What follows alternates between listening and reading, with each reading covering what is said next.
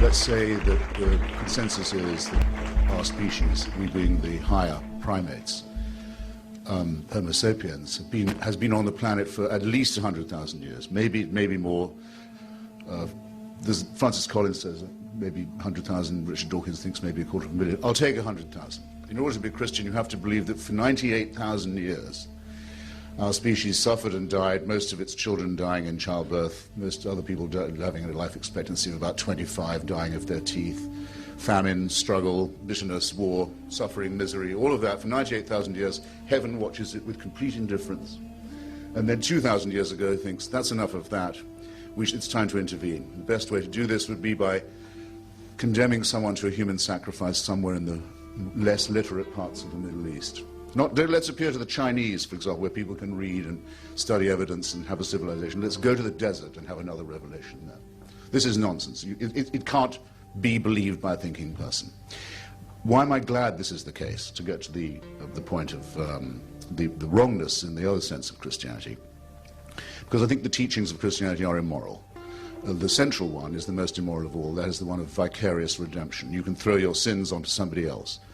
Vulgarly known as scapegoating, in fact, or originating as scapegoating in the same area, the same desert. I can pay your debt if I love you.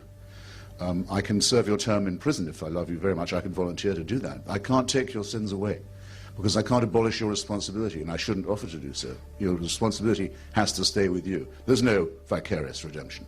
There very probably, in fact, is no redemption at all. It's just a part of wish thinking, and I don't think wish thinking is good for people either. It even manages to pollute the central question, the word I just employed, the most important word of all, the word love, by making love compulsory, by saying you must love.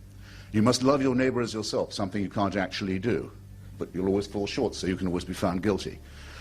By saying you must love someone who you also must fear, that's to say a supreme being, an eternal father.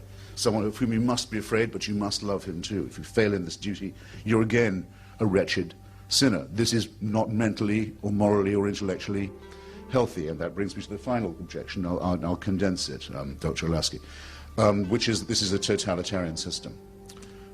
If there was a God who could do these things and demand these things of us, and who was eternal and unchanging, we would be living under a dictatorship from which there was no appeal, and one that could never change, and one that knows our thoughts and can convict us of thought crime and condemn us to eternal punishment for actions that we are condemned in advance to be taking.